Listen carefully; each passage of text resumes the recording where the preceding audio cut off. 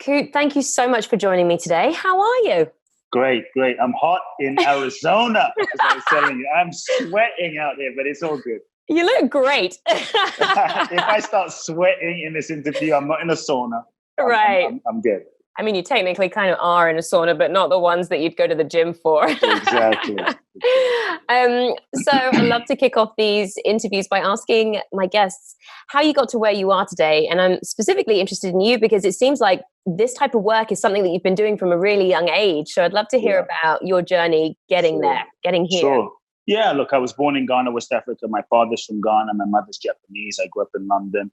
And for me, my first memories were two things. I always felt a deep calling to serve people. I remember being age 5, age 6, and just really wanting to help people. I didn't really know what it was going to look like. I didn't know the form. I didn't know the exact expression, but I just felt like I just want to make a difference. I loved human beings, as a kid. And so as a kid, I remember being around 6, 7, 8 years old, a chubby kid, and I was walking through a crowd in Ghana, West Africa, and I literally saw this crippled woman picking up the sand that this man walked on and wiping on her face and standing up. And so you could call that a miracle. And so week after week, I grew up seeing blind people see and deaf people hear and people stand up out of wheelchairs. The same man who sanctuary picked up would look at a woman in a wheelchair and say, "Why are you in this wheelchair? Stand up. You're not sick. Stand up. Do you believe? Why do you have those crutches? Throw those crutches away. Do you believe?" And they would say, "But I haven't walked in 10 years. Do you believe?" And so this man was my father, and he was considered a miracle sort of man of Africa. And he built 300 churches in Ghana, West Africa, a huge church in London, in South London.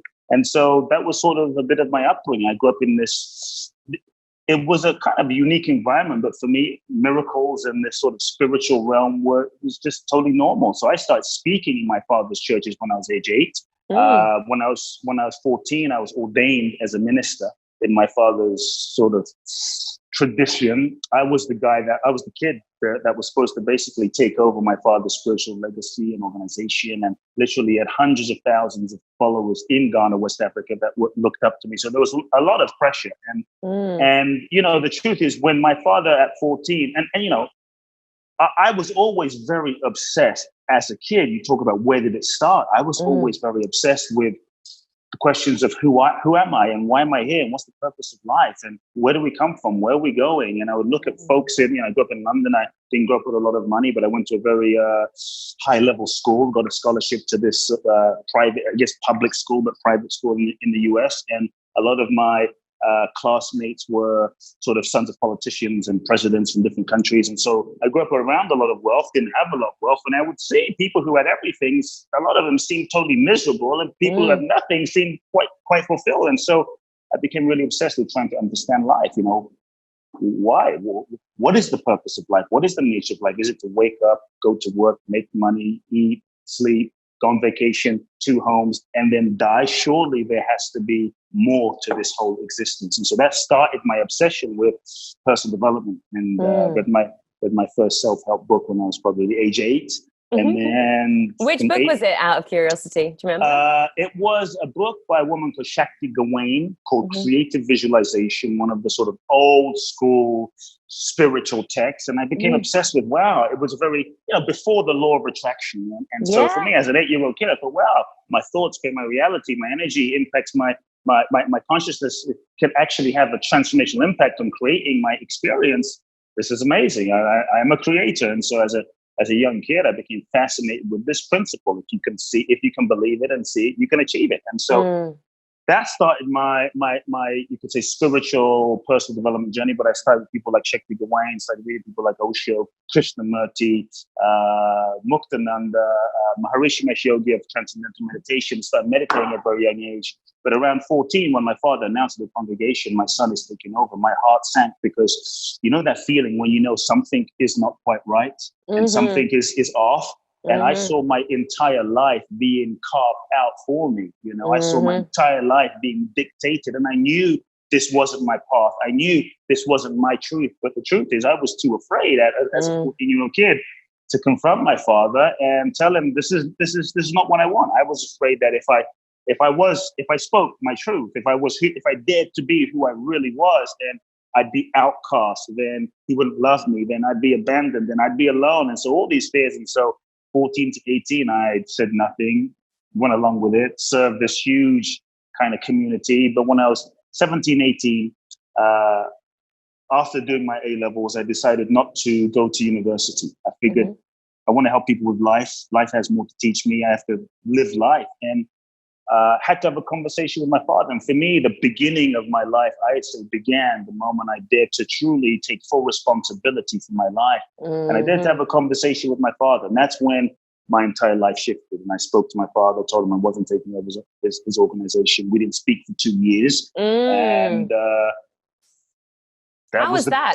That was deeply challenging. You know, sometimes people, because I felt my purpose calling me, you know, and I couldn't deny it anymore. I think so many times we feel something calling us. We feel a deeper truth, a deeper expression, a deeper something. Maybe it's to go in a direction. Maybe it's to launch a business. And I think sometimes what often stops us is fear. And I was terrified. And so when I finally spoke to my father and we didn't speak for 2 years, it was excruciatingly painful. But to deny my soul, to betray myself was actually more painful. And I had to make a choice. I could live by society standards. I could follow the expected path from my life and achieve a certain level of success by what everyone expects. But if I don't have myself, if I don't have my authentic truth, if I don't have my own integrity, what the hell do I have? You know? And so I felt the pain of that, you know, and I think so many, you know, one of the things I think keeps us stuck from truly transforming that I found are really all the ways that we lie to ourselves. And I lied to myself for a bunch of years, you know, like, oh, it's fine. Maybe this is the path I want. And so I think one of the ways we keep ourselves stuck, unfulfilled, unhappy, are all the ways we lie to ourselves. And all the ways we rationalize and don't tell the truth. And maybe someone listening, they're in a relationship and like, well, it's okay. You know, she's nice. But something in your soul is saying, It's not the right person for me. I've actually been in that very situation, and it's funny that you say that because these were my exact words. I was in it, and I just remember thinking, you can lie to other people, you can pretend that this is okay, but I can't lie to myself. I mean, you can try, but that's when all the suffering comes in, because it's like this is not in alignment. And it's interesting what you're saying about the 2 years of not speaking to your father and how excruciating that is. I kind of see that as this short period of like, what is the word? You have to go through the struggle, that short period of like breaking through to then have the lifetime of happiness. Because that was like, you could just imagine you didn't make that choice. You had the 2 years of not speaking to your father, and now you're living the life that's your life that as you should be. Or you could have not had those 2 years, gone down a path and spent the rest of your life miserable.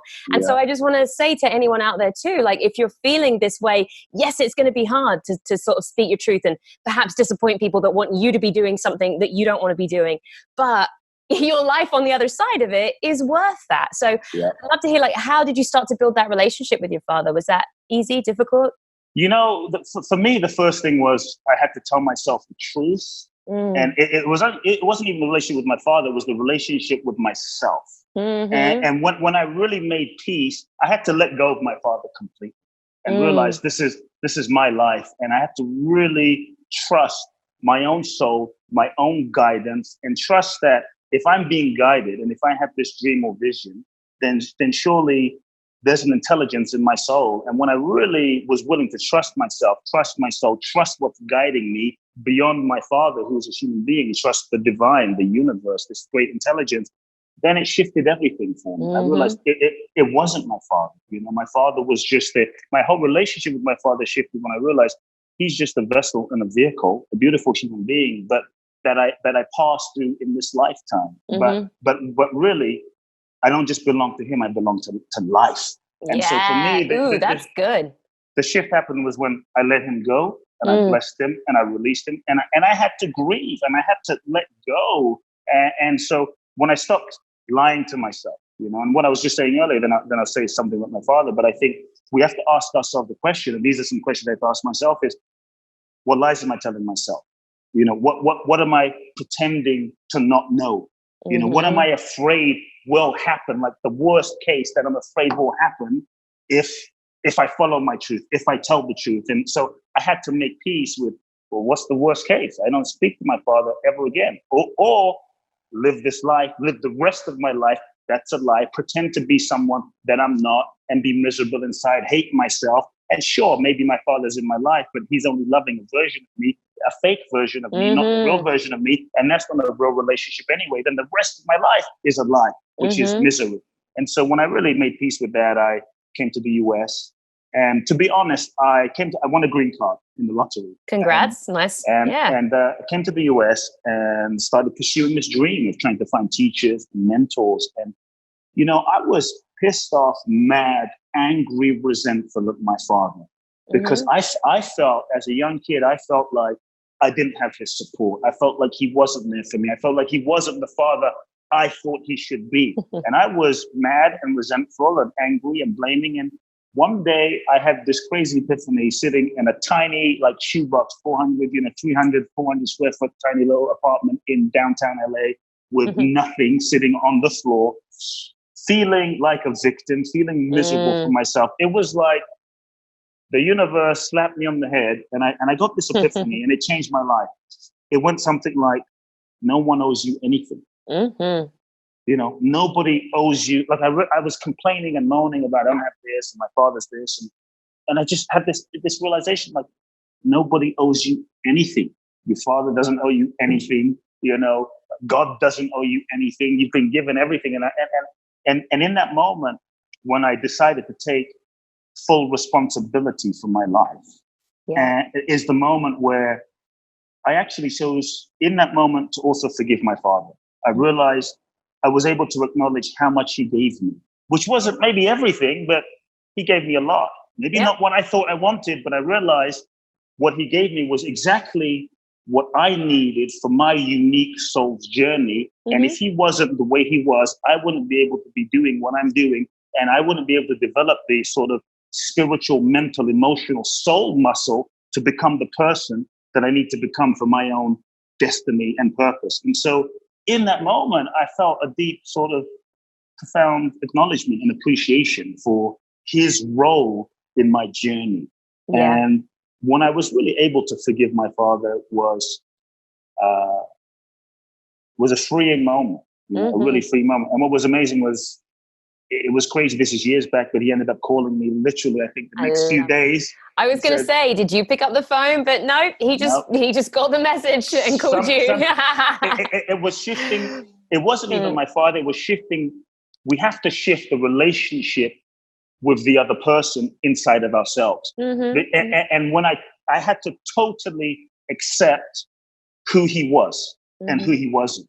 And I realized I was always wanting him to be someone else, wanting him to be something else. And I that was making me suffer. I was causing my own suffering, but I also wasn't able to receive what he was able to give me because I was so busy focusing on what he wasn't giving me. And that shifted a lot. The total acceptance of what he was and what he wasn't. And I realized who he was, it wasn't personal. It was just, he was what he was. Right. And so we have a beautiful relationship.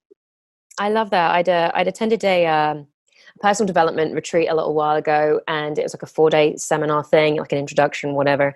And again, they talked about parents and this understanding that regardless of the relationship that you've had with your parents, like whether they were abusive or whatever, it's understanding that people are doing the best that they can with the skills and the tools and the awareness and the consciousness and the level that they were at, and kind of just forgiving and being at peace with that, and just being grateful for what they did give you, which in the very least is your life, which is pretty remarkable.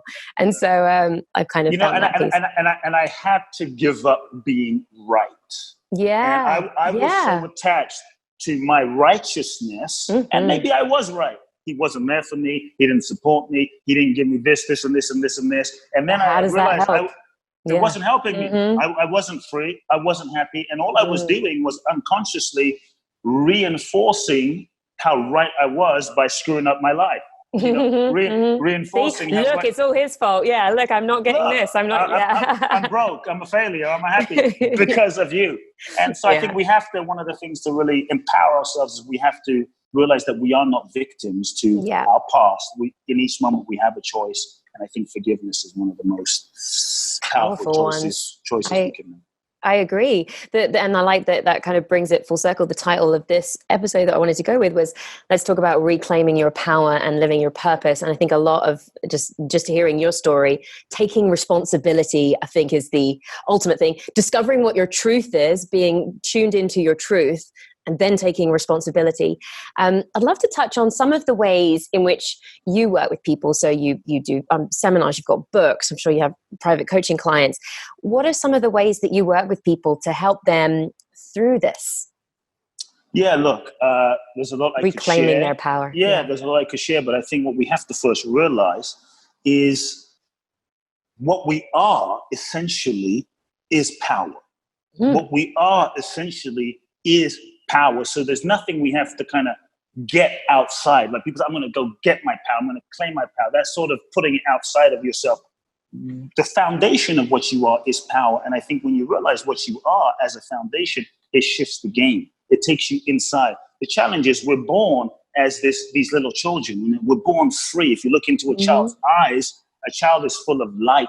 A child is full of energy. A child is in touch with their sort of divine magnificence. You know, a child will jump on a table and sing and scream and dance naked. It doesn't care if it's like, am I fat? What do you think? It doesn't care if he or she can't sing like, you know, Bruno Mars. It's just fully expressed. A child is in touch with their true, authentic nature. And this, to me, is power. A child is in touch with their divine self. But now we're born into this environment, this world, which is kind of intense. And we're born into this world we meet our parents who are sort of, you know, they're doing the best that they can based on their experience, based on their past, based on their relationships, based on their programming, based on their grandparents. So we're born into this environment. Some of us are born into intense environments. Maybe there's pain, maybe there's abuse, maybe there's trauma, maybe there's divorce, maybe there's neglect, maybe there's abandonment. I mean, the whole spectrum. So we're born into this sort of crazy experience called life, and usually somewhat challenging circumstance. And so two things happen that starts to disconnect us from our true power. The first thing is we unconsciously as children, for survival, we start learning all sorts of ways and strategies to disconnect from the pain of our experience. So we start developing all sorts of survival strategies to disconnect, to not feel, to shut down, to not feel the pain. Our parents screaming, our dad's an alcoholic, you know, he's not around, she's not around, we're getting beat, whatever it is. So we start shutting down parts of ourselves to not feel the pain. We start developing layers upon layers upon layers of sort of suppressed emotion and feeling. So that becomes a survival sort of strategy, and our light becomes hidden underneath all the suppressed layers that we've built up to protect ourselves. The other thing is we kind of go into the world. You know, my father was a minister, I was a preacher's kid. So for me, we start learning all sorts of strategies to the sense of who do I need to be in order to be loved? Who do I need to be in order to get my father's love, to get my mother's love, to be validated, accepted, and loved? And we start to sort of unconsciously, again, contort ourselves into a certain shape of who we think we need to be to get love, validation, approval. We start developing all sorts of roles, masks, personas to get this love, you know. And so we become and then we hold tightly onto this way that we've contorted ourselves into being, thinking, no, this is who I am. This is me. And so, you know, I became the perfect kid. I became the responsible one, you know, the good boy. And so we start developing these roles, these masks: the perfect one, the tough guy, the independent person, the aloof person, the know-it-all, etc., etc., etc., etc. You know, the independent person. And so all these roles and personas we hold tightly onto that sort of cloud our full and free expression of our true power. And so I think many times we think this is who we are. The prison of the sort of conditioning that we've become locked into, we think is who we are. But I always ask people, and I think we have to begin questioning ourselves, is who you are, who you've become, who you really are? Or is it really who you've been conditioned to be? Because the degree to which we are conditioned is the degree to which we're actually not free or powerful or have access to that power that's innately there to make free choice. And so I think we have to first start becoming aware of our conditioning and questioning our conditioning, and also be willing to own and feel some of the layers of emotion that we've suppressed in the process. But I think awareness is a first step. And many times we're not aware. We're just living unconsciously in our conditioning and our programming. Yeah. So many people are. And I myself, I'm reading a book by Gay Hendricks. Have you heard of him? Gay Hendricks? Yeah. I love him, the Big Leap right now. And he talks about sort of finding out what your zone of genius is. Like, what is your true calling? And I'm doing things that I really love and I'm enjoying it. But again, there's sometimes where I'm just not sure. And so, in terms of what you love, or what and just like, is this the core? Like, what is the core thing? Like, what is my true power? What is my soul purpose? The reason for like that thing. And so I just wonder. And so I'm in a space where I'm doing the work that I love. And so that's cool, but I'm still unsure. I don't quite know. Is there a way that you work with people to help them dig into this? So like, in terms of purpose, right? I have something to say about that, because what you're speaking to is a sense of like purpose, deeper calling, like going into that direction. Yes. Yeah. And so there's a myth that doesn't help people. It actually, I think, it takes people further away from living their purpose, because they're so busy trying to figure it out, figure out their purpose up front. And so you're kind of like, your life's on hold figuring out your purpose, and you're not ending up getting any closer to your purpose. And then when you're doing what you're doing, you're wondering, shit, am I living my purpose? Maybe I'm not living my purpose. Is this and it? You're busy. Wait, is this it? Is this me right now? Yeah. I would say, look, first thing I'll say is the purpose of your life is this very moment. The purpose of your life is this very moment. The fact that you are existing is the purpose of your life. That's number one. The second thing is the idea that you need to find your purpose and figure out your purpose up front and have it sort of clearly written on a poster board is an illusion. I would say, share that. Let that idea go totally and come into this moment. But what I would then say is, feel the depth of your heart. Feel the truth of your heart. And there's about 4 or 5 steps I'll give. Feel your soul, because I think if we really dare to go beyond our mind, the mind which is always flip-flopping in duality, if we feel the depth of our heart and trust our soul, trust the impulse of our soul, and just begin going in that direction. Go in the direction of what you love. Go in the direction. A lot of people are figuring out what's going to make me money. How am I going to? No, go in the direction of what turns you on and makes you most alive. What makes you most alive? People don't realize I've become successful at what I'm doing, but I would do what I'm doing for free. People don't realize that when I was a kid in Peckham, Southeast London, one of the most, at that time, the most poorest, dangerous parts of London. When I grew up there, I would sneak into my father's church in the middle of the night at age 11, because we lived literally in a small flat behind my father's church. And I would sneak into my father's church 7 p.m. till about 11 p.m. from age 11 to 18. And I would speak to the empty chairs, giving seminars to 500, 600, 700 empty chairs in the darkness, seeing faces. And I would give seminars for 4, 5, 6 hours. And this was going on 6 days a week for 10, 8, 9, 10 years. And people don't realize that for me, this was my love. This was what brought me most aliveness. And so go in the feel what brings you most alive. For me, that is your soul speaking to you, and start going in that direction. Because I believe if you go in that direction, even if you don't have to know where you're going. People have this idea you don't have to know where you're going in order to get to exactly where you need to be, because I believe that there is intelligence of our soul. And that same intelligence that is living each of us is that same intelligence that is breathing the sun, the star, the moon. It knows. So if we go in that direction and we take a step, then we take another step, then we take another step. Even if you don't know, I think we have to get comfortable with not knowing, and we take another step. And I believe life actually reveals itself to you in the process of living. And what will end up happening is, even though you don't know, one day you will wake up and you'll look around and realize, wow, I've actually lived into my purpose rather than figured it out up front. I don't think people like Obama or Oprah or certain people, how could Oprah have sat there and go, I'm 25 years old.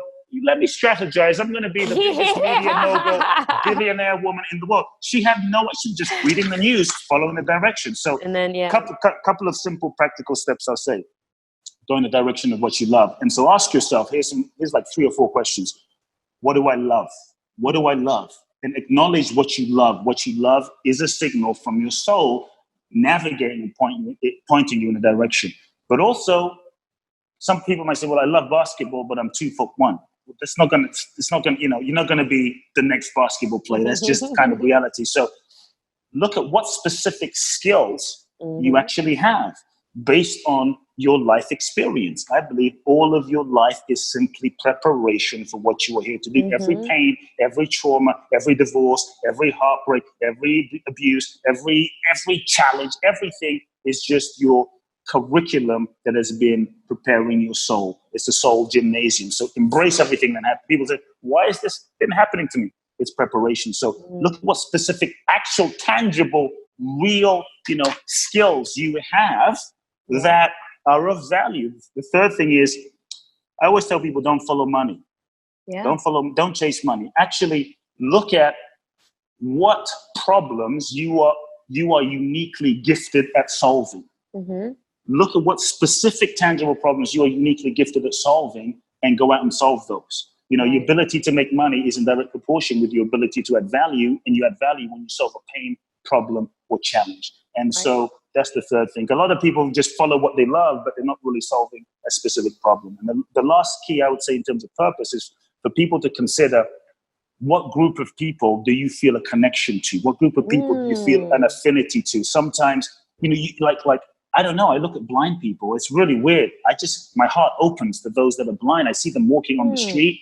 I don't understand it. I see them walking on the street. It's so vulnerable, It's so like they're just walking on the street. I'm like, I don't know why my heart goes out to them, but I feel something. So maybe you feel a connection to the animals, the dolphins, the children, teenage kids, teenage mothers, the elderly. Feel who you feel an affinity to. I believe that is your soul has a connection with that group of people for a reason. And that's also pointing you in the direction of perhaps who you are here to serve. And I think if you start looking at those 4 questions and really start narrowing down the love, the skill, what problem I'm able to solve, and the group of people, I think that can start narrowing down a direction that you can go into in terms of living your purpose. But I believe our purpose is revealed to us, and our purpose to me is also not something that is static, like, oh, I'm 25, I'm 30 years old, I found my purpose. It's this thing. Our purpose, I think, evolves and changes and grows. Is evolutionary based on our own consciousness and evolution. And so we have to be continually feeling our truth, feeling our hearts, feeling our deepest, daring to acknowledge the deepest. For me, a limited life that most people live by is asking themselves, what do I want? What do I want? And then I tell people, you might get everything you thought you wanted, only to realize, is this it? It's not what you really wanted. It's just what you thought you wanted based on who you thought you were. But if you're not really listening or in touch with who you really are, authentically are, beyond the conditioning, beyond what you were told, then what you want is not going to be what you really want. So for me, the real question is not just, what do I want? The real question is, to me, is actually, what does life want to express through me? What is it that is seeking to happen through me? What is the biggest what is life seeking to manifest through me, and to allow ourselves to become still, to listen to something deeper, to listen to our soul, and align. When we can align our thoughts, our mind, our action with that deeper impulse, then I think we can actually set ourselves up to live an authentic and fulfilled life. That's beautiful.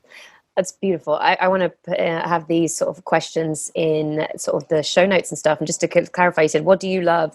Then you said, don't chase money. But was the second one, what is your skills? Yeah, the second one is, ask yourself, what do I love? The second one is, what specific skills do I have? Like a lot of people say, oh, I love this thing. Yeah. But they have no skills at it. Right. I love coaching people, but they have zero skills. They've done no training. So if you look at, if I don't have any skills, then go get some training, go get some skills, go get some education. So, because the love and the skills have to be aligned, have to be backed up. And then you said, what problems are you suited to solving, and what group of people are you most connected to? Exactly. I love that. What group of people do you feel a connection to? You know, Yeah. we feel that nudge for a reason, even if we don't understand. Is there? It's a karmic connection for a reason. Mm-hmm. So tapping into that, beautiful. Thank you. I would love just to, as we wrap up, hear a bit about. You've got an event in Bali happening in December. Can you tell us a bit about that? Boundless Bliss. Yeah, Sounds incredible. What I do is I help people transform. That's really what I don't really coach people. You know, my work for the last 15 years has really been, people say, you're a coach. I say, I'm not a coach. I don't coach you. I don't teach you. I unteach, I uncoach, I uncondition. And so really what I've done my whole career is created, I started off doing one-on-one, and then it went into small groups and large groups and seminars. And so really what I do is I create experiences, environments, situations, seminars that are really designed to help you become conscious and aware of your conditioning, and also take you through an experiential process that is designed to not just give you more intellectual knowledge, because many times we know what we should do, we know what we shouldn't do, we know, okay, this person is not good for me, but why do I keep attracting this kind of situation or person? And so we know what we should do, but sometimes we can't stop ourselves. And so for me, it's our conditioning that kind of keeps hooking us back. So really what I do is I create a process that is designed to help you become aware of your conditioning and move through your conditioning. So the Boundless Bliss Bali journey is in Bali. It's a 12-day experiential immersion seminar training, sort of without walls, where about 18 to 20 people from all around the world come together. And it's really for those that, you know, if you feel that you want to make a big impact on the world, you feel a calling in your heart, and you feel a calling to serve humanity in some way. You know, if you feel like you're ready for your next level, you're ready to connect to your purpose and live that, if you're ready to break through and heal and transform at deep levels, it's really for those that are seriously ready to break transcend. Free. Yeah, really break free. It's about freedom. It's about freedom. So it's 12 days. You know, it was inspired because I used to do these crazy, my book You Are the One is kind of inspired by something I used to do in India. And so the Bali journey is inspired by that, not as hardcore, where I used to take one person to India. I used to take away your passport, your money, you have a backpack, a pair of clothes. And that sounds scary. It's intense. You stuck with me for 14 days. Okay. And I take you through a radical transformational process. I did 19 of those journeys one-on-one, and then people start saying, do you do like group journeys? And that's how the Bali journey came about. And so it's a little different. I don't take away people's money and people's passports. But for me, it's about helping you access like freedom, like true freedom. I think so often we're identified with so many things outside. And the moment you take away someone's iPhone or passport or something, you know, we collapse. And so for me, a real freedom is something that is an internal. I look at someone like Mandela. He was in prison for 26 years. 26 years, him and himself. To me, he found a dimension of freedom in himself, because when he came out, he still had his humanity. He knew who he was. And he wasn't bitter. He was able to love. He was able to live with compassion. And I think that is huge freedom, the ability to love, under all conditions, no matter what people are doing, no matter what people are saying, whether you're getting what you want, whether you're not getting what you want, the ability to have the freedom to choose your response and keep loving, to me is willpower. And so for me, that's really what the journey is about and part of my work is about. I love it. I love it. Thank you for offering to give away a copy of your book, You Are the One. Yes. So you said this, did you say you mentioned this in the book? Is this about your journey? Does this kind of encapsulate some of your work? Do you speak about these experiences where you take people to India? Basically in the book, I take you on the journeys. I take you on a journey, and I really help you kind of understand why you are the way you are, how you got conditioned, and through, basically I used to take these people to India with a backpack. And so through the lens of my clients, I help transform you through the book and ultimately help you peel away the layers, connect to your purpose, and live your true destiny. So that's what the book is about. And it's sounds inspiring. Fantastic. Yeah. Yes, thank you. Kute, thank you so much for your time today, your energy and wisdom and the work you do. I feel energized and uplifted. So I'm sure this will resonate and transfer to everyone that's like listening or watching or hearing this. So thank you so much. We'll have a link to that, to the giveaway of You Are the One, the book, all of your website, social, things like that. So if people want to find out more, but yeah, that's great. And one thing I like to end with, you've covered a lot of stuff, but just a question is, what is an action? What would be one action that someone could do like now or today, just based from just what you know that works? Okay, so this is going to be a little, the energy is going to shift, but I'm feeling called to express this. I would like you all to meditate on your death. Wow. I would like you all to meditate on your death. Feel your death. The reality is we're so busy avoiding death, trying to resist death. And the fact is, me, you, Bob Marley, Bruce Lee, Muhammad Ali, David Bowie, Jesus, Buddha, we will all die. And the more you are able to acknowledge that, feel that, breathe it in, it's like make death your friend. Feel your death, not as a morbid thing. The fact is, every one of us will die, but not every one of us will truly live. And I think the more willing you are to feel like you're dying right now, none of us know when we're going to die, and feel it, embrace it, make it your friend, sit down with death, feel your death. Breathe it into your heart. Make it your friend. I think it will ignite, hopefully, a reality of the inevitability.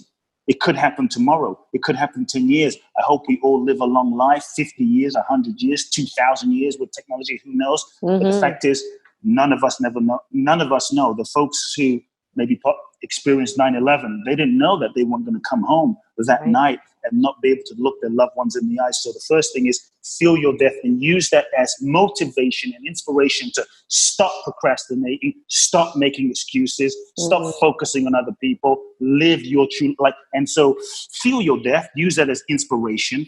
Second thing is, as you feel your death, if there's someone you need to speak to, if there's something you need to say, if there's someone you need to apologize to, if there's someone you need to let them know how much you love them, the second action is sort of like a bonus homework, is go do it. Because you don't know. You don't know how long they'll be alive. So how would you need to really live so that you have no regrets? And so feel your death, not as a negative thing to wallow in, oh, I'm going to die, but as a shit, I'm going to die. And I don't know when. And I can't take any moment of this glorious existence of life for granted.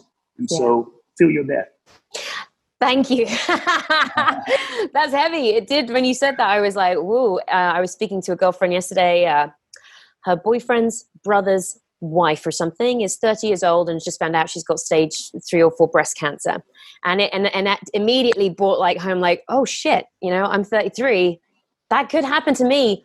And I had a friend that died a few years ago at 23 suddenly. And that was the first time, I'd known grandparents that died, and you kind of expect it with older people. And it was the first time that a young friend was gone, and I was just gone. And I was like, oh. And so I've made that vow to live fully in honor of those that have gone, but also just to really embrace what we have while we're here. So thank you for bringing that very essential point home to wrap up with. Kute, you're a legend. This was fabulous. Thank you so much. Thanks for having me. My pleasure. And I will see you all, or you will hear from me next week. Bye, guys.